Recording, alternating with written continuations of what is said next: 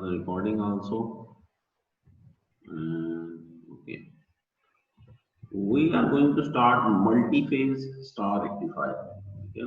Before that, we have finished the half wave rectifier and full wave rectifier with the pure resistive load and also with the inductive load. Why we need this? The reason is described in the first paragraph. The average output voltage that could be obtained from single phase full wave rectifier is 0.63. 63% of the maximum, and these rectifiers are used up to the application of a power level of 15 kilowatt.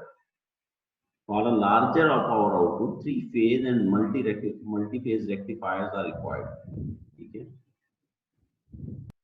The Fourier series output of the given voltage by the equation indicates that the output contains harmonic and frequency of the fundamental component is 2 times the source frequency. We already seen this. Harmonics, we have did that the Fourier output voltage, the Fourier components of the output voltage were already derived for the half wave and full wave, and we seen that it's a 2f. The fundamental component of the source, आपने देखा था जो आपकी output I थी उसका जो single cycle था वो 2 पल्सेस में तब्दील हो गया था. आपकी जो रिपल था, the frequency of ripple is 2f. The filter is normally used to reduce the level of the harmonic load, and the size of the filter decreases with increasing the, बड़ी important बात है, frequency of the harmonics. जितनी ज्यादा frequency होगी harmonic की उतना आपके pass filter का साइज कम होगा. ठीक है. जैसे आपके पास ट्रांसफार्मर है, अगर आपके पास इंडक्टिव फिल्टर है तो ट्रांसफार्मर में साइज फ्रीक्वेंसी जितनी ज्यादा होगी ट्रांसफार्मर का साइज कम से कम होगा. ठीक है. फॉलो कर रहे हैं या नहीं? जी सर. ठीक है. If you are going to use inductive filter, in addition to the large power output of the multi-phase rectifier, the fundamental frequency also increased, and it's Q times the source frequency, and this rectifier is known as the star rectifier. अब ये जो picture आपके सामने, आपने परेशान नहीं होना. I will explain everything in this. ये क्यों उसने इसलिए लिया, स्टार रेक्टिफायर है लेकिन इसमें नंबर ऑफ डायोड्स, जितने आपके पास फेज होंगे मल्टी फेज स्टार रेक्टिफायर उतने, यानी जितने आप ये बना देंगे उतने फेज होंगे इसके. ठीक है. मींस जितने आपके पास ये डायोड कनेक्ट होंगे, the number of diode, the Q diode, वही आपके पास आपकी फ्रीक्वेंसी होगी, ट्रिपल फ्रीक्वेंसी. तो रेक्टिफायर ये देखिए इसने कहा है can be extended to multiple phases by having multi-phase winding on the secondary of the transformer. यानी ट्रांसफार्मर पे जितनी आपके पास वाइंडिंग होगी उतने आपके पास फेज आएंगे. And this circuit may be considered a Q single phase rectifier and can be considered an a half wave. इसको half wave इसलिए कहते हैं कि ये सिर्फ पॉजिटिव साइकिल में कंडक्ट करेगा, लेकिन डायोड्स की डायरेक्शन एक ही तरफ में. ठीक है. यूनिडायरेक्शन करंट फ्लो करेगा, जिसमें ये जोन सा फेज बड़ा होगा उसमें से वो कंडक्ट करेगा. We will see the diagram very soon. The kth diode conducts during the period when the voltage of the kth phase is higher than that of the other phase. ये मैं आपको दिखाता हूँ कि कौन सा डायोड कंडक्ट करेगा. Let's see. Okay. ये देखें, you have Q phases V1, V2, V3, V4, V5 and PQ phases, और इन सब में ये देखें V1 सबसे ऊपर वाली फेज है, इस वन, V2 ये है, V3 जो बड़ा होगा इसमें से, whatever is the biggest, V1 बड़ा, ये देखें 1, 2, 3, 4, 5, वही वाइंडिंग कंडक्ट करेगी जिसमें से जिसकी वोल्टेज सबसे बड़ी होगी इन फेज में. लेकिन वो सिर्फ इस साइकिल में कंडक्ट करेगा, only during the positive half cycle. तो तो देखिए आपके पास नंबर ऑफ जितने आपके पास क्यू हैं, जितने नंबर ऑफ डायोड हैं, जितने नंबर ऑफ वाइंडिंग है, तो उतनी आपके पास रिपल आएंगे आउटपुट। ठीक है, अब ये भी हम जनरलाइज पिक्चर दे रहे हैं, हम इसको 3 फेज के लिए देखेंगे तो then you will be clear with it. तो वेवफॉर्म जो है, conduction period of each diode is 2 pi by q। जितने फेज होंगे ये भी हम देखेंगे 2 pi by q conduction period. ये देखिए इसके लिए 2 पाई बाय, यानी हर डायोड इतने पीरियड के लिए कंडक्ट करेगा 2 पाई बाय q। ठीक है, कितने diode divide by that the number. It is noticed that the current flowing through the secondary winding is unidirectional and contain a DC component. That's the problem. Unidirectional and contain a DC component. Only one secondary winding carries a current at a particular time. सिर्फ एक में से current flow कर रहा होगा एक time में। As a result, the primary must be connected to the corrected in delta to eliminate the DC component in the input side of the transformer। यानी सेकेंडरी जो है वो स्टार में होगी और प्राइमरी जो है वो डेल्टा में होगी। क्यों जी वार्ता वालों, ये क्यों होगा ऐसे?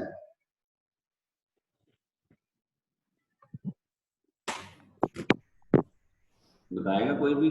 सामने लिखा हुआ है कि जो डीसी कंपोनेंट है that should not, it will be eliminated from the primary by the use of this combination delta star.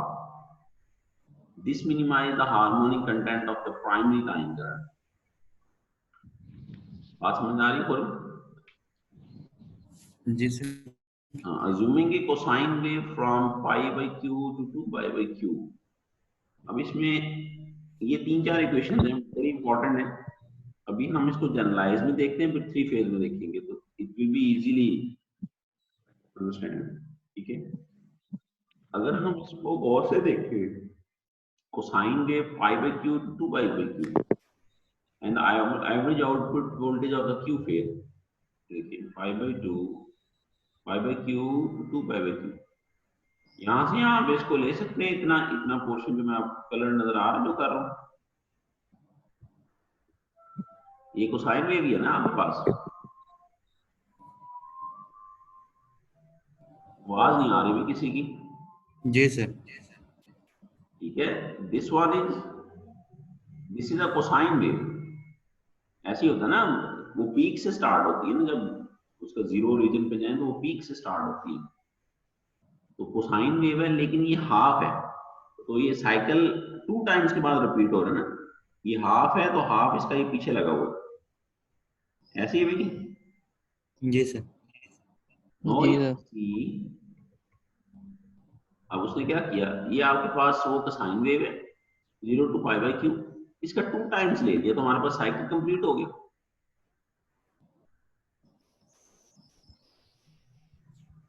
And this is 2 pi by Q, ये टोटल साइकिल है उसका। ये ऐसे ही उसने किया है कि अगर ये भी इधर ले लेते तो कोई बात नहीं थी, ये उसने ये देखें ये किया है 0 to पाई बाय क्यू, और यही चीज रेप्लिकेट हो रही है, उसको 2 टाइम्स कर दिया, और ये टोटल पीरियड उसका क्या है, ये ना टोटल पीरियड ये है ना, this is the total period and this thing is repeating twice. तो डीसी वैल्यू क्या होती है, area under the curve.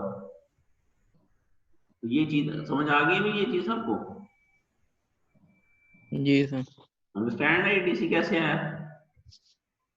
Ji sir. Total period, उसको जब एवेल्युएट करेंगे it will be like this. All are clear? Yes sir. Yes sir. Yes sir. Unmuted तो सारे भाई बोले। Yes sir. सर 2 से डिवाइड और मल्टीप्लाई ये किस किया हमने? नहीं, डिवाइड नहीं किया, this is the total period 2 pi by q, actually that is the period of this whole wave. ये देखिए इसका पीरियड कितना है, यहाँ से यहाँ तक क्या बन रहा है, आई एम हाइलाइटिंग इट, ये देखिए। जी सर। ये रिपल इस पीरियड के बाद रिपीट हो रहा है ना, तो आपको टोटल पीरियड चाहिए, और इसमें तो उसने आधी वेव फॉर्म ली, ये वाली इतनी वेवफॉर्म ली और ये दोबारा रिपीट हो रही है यहाँ पे, उसको 2 से मल्टीप्लाई कर दिया। जी सर।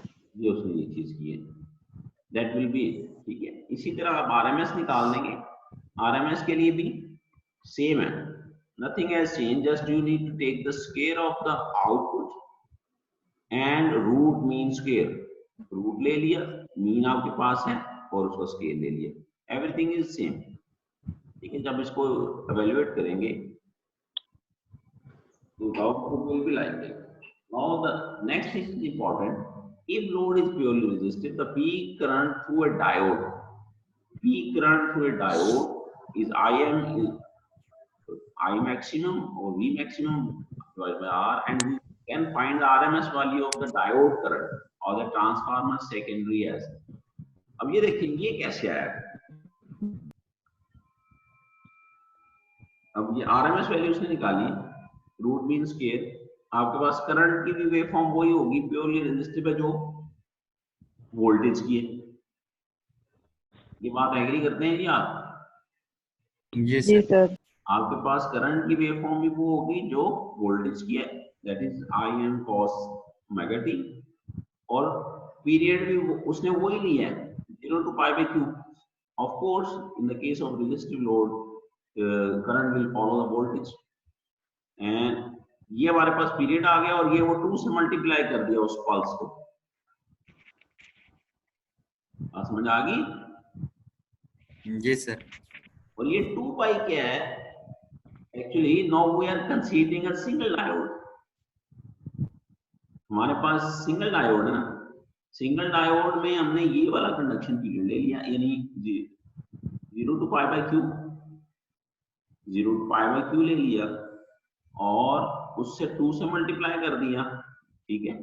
और एक्चुअली चूंकि कंडक्शन तो 2 पाई तक हो रही है ना पूरी एक साइकिल तक, पहले हम डीसी आउटपुट ले रहे थे, अब हम एक डायोड के लिए ले रहे हैं।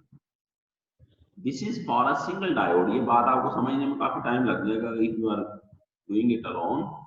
This is for a single diode, single diode सिर्फ इतने टाइम के लिए कंडक्ट करेगा, लेकिन जब उसकी यानी आरएमएस लेंगे तो पीरियड आपके पास पूरी पूरी साइकिल का लेना पड़ेगा आपको, that's why it is 2 pi. Clear? ये बात समझ आ गई भी आपको? Yes sir. सर क्यों नहीं आया इधर? भाई मैं वही बात कर रहा हूँ कि अब आप सिर्फ सिंगल डायोड की बात कर रहे हैं, ठीक है। आपने आप यहाँ पे एवरेज वैल्यू भी हो सकती थी, आरएमएस वैल्यू क्या आती है, रूट मीन स्क्वायर, ठीक है। सिंगल डायोड का कंडक्शन टाइम क्या है, पाई by Q, 0 to pi by Q, और 2 टाइम इसलिए कर लेते हैं क्योंकि वो हमने वेव फॉर्म का ये पार्ट लिया ना सर, ये पार्ट लिया और 2 टाइम करके ये पूरा पार्ट आ गया, ठीक है। लेकिन जो पूरा साइकिल है, अब हमें चूंकि करंट के लिए पूरा साइकिल कंसीडर करना पड़ना है क्योंकि ये एक डायोड का करंट है। नाउ वी आर डिस्कसिंग जो पहली चीज है ना, आउटपुट वोल्टेज यहां पे कंसीडर कर रहे हैं, आउटपुट वोल्टेज यहां पे कंसीडर कर रहे हैं। उसके लिए क्या कर रहे हैं, हमारे पास जो है वो यही है सब कुछ, बात समझ नहीं हो? वी आर जी sir. Thing in this circle, लेकिन जब हमने D1 का करंट लेना है तो करंट हम ये लेंगे, पीरियड हमें सारा कंसीडर करना पड़ेगा जहां तक। जी सर। बात समझ आ गई? Since we are considering only diode 1, तो उसमें से जो आरएमएस या एवरेज वैल्यू होगी, क्योंकि उसमें से तो ये सिर्फ ये साइकिल गुजर है ना, बाकी ये तो ऑफ है सारे उसमें डायोड में। क्लियर हुई बात कुछ कि नहीं? जी सर हो गई। जी सर। एक्शन साहब और किसी को ये बात समझ आई है? सर आई है, ठीक है। This is important, otherwise you have a difficulty in following these equations. Diode एक डायोड का करंट है, ये आपके पास पूरी की पूरी सेटअप की आउटपुट है, इसका आउटपुट और होल सेटअप, ठीक है। अच्छा, अभी इसके रेलेवेंट एक प्रॉब्लम है, देखिए finding the performance parameter of the 3 phase star rectifier. ये डेरिवेशन आपको समझ आ गई ऊपर वाली?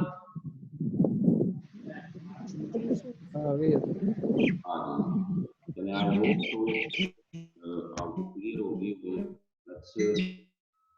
मैं आपकी सपोर्ट के लिए एक और आपको चीज, ये नहीं आपके पास स्क्रीन शेयर आ रही थी? जी सर आ रही। इसमें ये 3 फेज रेक्टिफायर है। अगर किसी को उसमें समझ नहीं आई, can easily follow from here. देखिए 3 फेज है, V1 V2 V3। जब कोई वोल्टेज डोमिनेंट होगी, जो भी फेज डोमिनेंट होगा, that will be conducted through the star rectifier. ये बात क्लियर है जी? इतने पीरियड में ये देखिए, इतने पीरियड में आपको V1 कंडक्ट करेगा, इसमें आपके पास V2 कंडक्ट करेगा, इसमें V3 कंडक्ट करेगा। अब जो हमारे पास टोटल कंडक्शन पीरियड है, दैट इज 2π/3। ये टोटल कंडक्शन पीरियड क्या है? 2π/3। और कंडक्शन जो स्टार्ट होगी, if you can do it any way, like the conduction will start from π/6। जब आप 3 फेज में हैं, तो ये जो पहला यहां से क्रॉसिंग आती है ना, ये जो पॉइंट है, देख रहे हैं ये क्रॉसिंग पॉइंट नजर आ रहा है भी सबको? Yes sir. This is π/6। Actually π/6 30 degree होता है, and it will start from π/6। और ये दूसरा जो क्रॉसिंग पॉइंट है, ये टोटल क्या होता है आपके पास? टोटल 180 होता है ना? जी सर। तो ये 30 से स्टार्ट होता है and it will end up to the 150। तो ये π/6 इधर आ जाता है, π/6 इधर आ जाता है, यानी ये π/6 से स्टार्ट होगा और 5π/6 पे एंड होगा। बात समझ आ रही है नहीं? तो 5π/6 माइनस π/6, तो ये आपके पास 2π/3 आ जाएगा। ये जो क्रॉसिंग पॉइंट्स हैं, ये π/6 है और ये 5π/6 है। ये लिखा हुआ है, ये क्रॉसिंग पॉइंट लिखा हुआ है 5/6, इसकी विड्थ 2π/3 होती है। ठीक है, this is very basic from the 3 phase.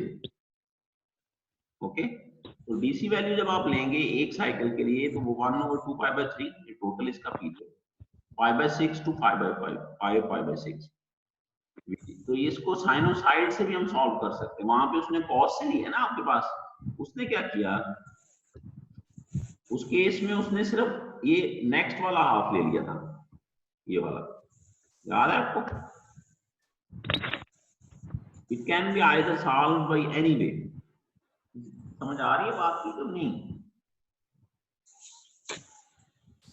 आ रही है सर। हाँ जी, लग रहा है कोई मसला जो है वो इतना,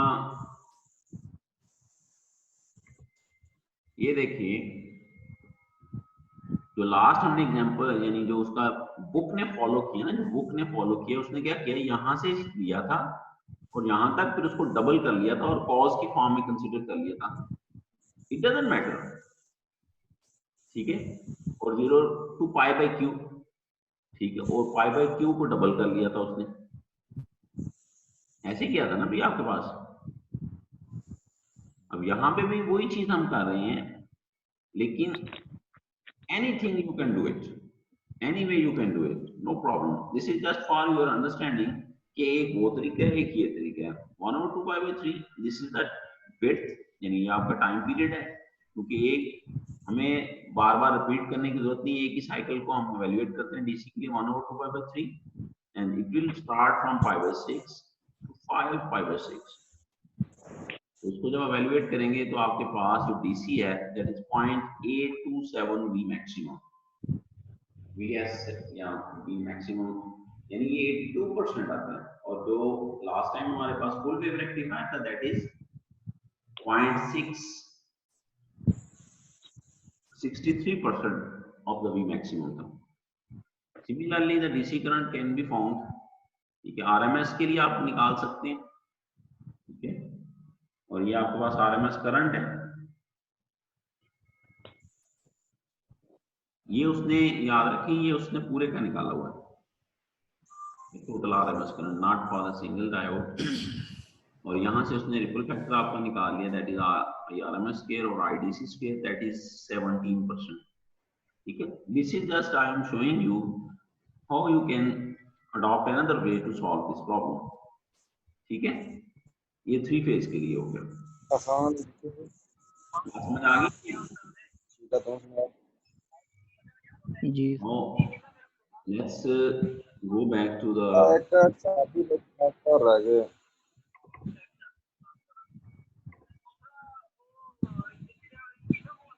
उन्होंने कीता नहीं। let's go to the example which we are doing. अच्छा, find the performance parameter. A 3-phase star rectifier has a purely resistive load with R ohms, their resistive load, efficiency, form factor, ripple factor, and transformer utilization factor. Peak inverse voltage of each diode, peak current through a diode if rectifier delivers 30 ampere DC and output of 140 volt. These are the given parameters. We need to find that. Now for the 3-phase, now phases has been confirmed. Q is 3. Now you can do either way. वो भी मैं आपके साथ share कर दूंगा, ये PPT जो मैंने आपको दिखाई, which I have already shown you this PPT, ये भी शो कर दूंगा, ये शेयर कर देता हूँ आपके साथ, और आपकी मर्जी है ये यूज कर लें या ये बुक की डेरिवेशन यूज कर लें, which one you feel it comfortable। चीजें आपको दो ही चाहिए, एक आपको चाहिए DC voltage, DC current you will derive from there, and the second one is the RMS voltage. ये दोनों चीजें आपको इस इक्वेशन से मिल जाएंगी जो दो फिगर ड्राइव की हैं, आइदर दिस वन और you can go by the slide case, both are the same. Efficiency you can calculate, that is DC by AC power, okay, and it is 96%. Look at the efficiency now. Form factor 1.6 and the ripple factor, that is 18.24. Okay, it is now considered considerably low, and the RMS voltage of the transformer secondary. Now we have to go for the utilization factor. We already know that the transformer utilization factor is the DC power divided by VA of the transformer. Since it's a 3-phase, then it is 3VA. 3VA आ जाएगा आपके पास। अब उसके लिए आपको calculate क्या चीज करनी पड़ेगी, that is the secondary, RMS of the secondary, and RMS current of the secondary। आपको करंट भी निकालना पड़ेगा और वोल्टेज भी निकालनी पड़ेगी। Then you can compute the VA आपके पास आ जाएंगे, then you will plug in into the transformer utilisation factor, तो ये आपके पास सारी की सारी चीज आ जाएगी। और पावर फैक्टर के लिए आपको क्या करना पड़ेगा, यहाँ पे AC आ जाएगा, सिर्फ AC power.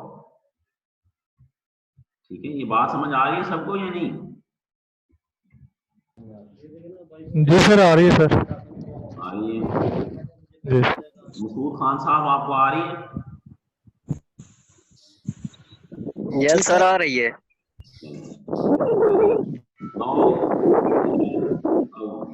What's next? The peak inverse voltage across each diode is equal to the peak value of the second line to line voltage. Line to line आपके पास जो वोल्टेज आ रही है, फेज वोल्टेज। ठीक है, अब ये कंसेप्ट जो है ना 3-phase सर्किट्स के, अभी देखते हैं इनको, अपेंडिक्स ए में है, इसको देख लेते हैं। Line to line voltage is √3 times the phase voltage and the peak inverse voltage is, यानी लाइन टू लाइन वोल्टेज क्या होती है, √3 time it is greater than the phase voltage. Then you can calculate peak inverse voltage. Now the average current through the diode. The same story repeats here. ये देखें, वही आपके पास, आपने हर diode से average current निकालना है, तो वो जो आपके पास साइकिल into 2, यहाँ पे आपके पास आप ले लें 5/6 to 5/6 और 0 to 3 फेज है, ये 5/3 है ना, तो ये 2π/3।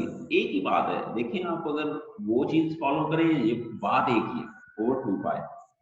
ये आपको खुद एक दफा करना पड़ेगा, otherwise you can not have a grip on this topic. Okay, तो आपके पास ठीक है, and the average current for the each diode since it's a 3 phase divided by 3, ठीक है, and this gives the P current as a IM. यहाँ से आप देख सकते हैं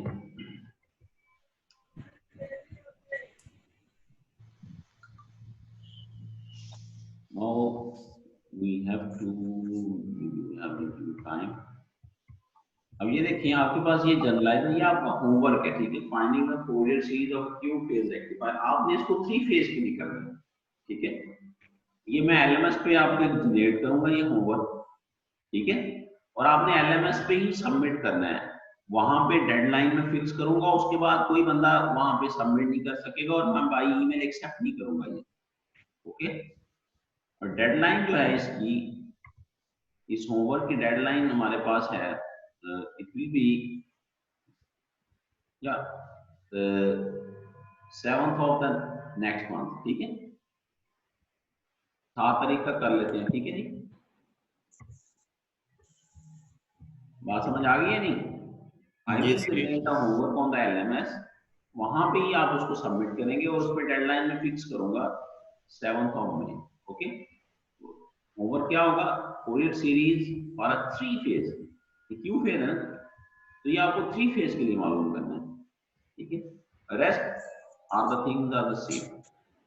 यहाँ पे उसने थोड़ा डिटेल से इसको एक्सप्लेन किया है। Anyway, you can do it. It is not a big issue. It is not a big issue. Now the important point is here, a multi-phase rectifier increases the amount of DC component and lowers the amount of harmonic component. The output voltage of Q-phase rectifier contains harmonics whose frequencies are multiple of Q. जितने आपके पास phase होंगे उतने ही आपके पास harmonic के multiple होंगे और उनको remove करना आसान होगा। The size of your filter will be small and your DC component has been increased significantly. अगर आप ये देखें डेरिवेशन में आपके पास जो DC पार्ट है, दैट इज DC कंपोनेंट आपके पास 82% है, ठीक है। Can you hear me? आप सुन सकते हैं? Yes sir, yes sir, this is for the first half of the meeting. तो जो नेक्स्ट हाफ है इसको थोड़ा सा देख लें, मैं अभी दोबारा आपको इनविटेशन 5 मिनट बाद की भेज रहा हूँ।